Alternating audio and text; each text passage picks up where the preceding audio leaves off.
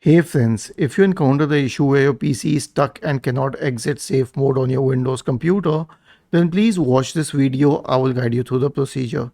So here's what you have to do. Uh, First of all, search for system configuration in the Windows search bar and open system configuration. Go to the boot tab. If this box is checked, this would be checked if you're facing this issue. Then simply uncheck it. This should be unchecked. Click on apply and then on OK, and then click on the option to restart your computer. It will definitely be out of safe mode. The reason it didn't work last time is because whatever software you were using or whatever method you were using did not uncheck that option from the system configuration menu, and most people do not know that the option exists. Was this helpful?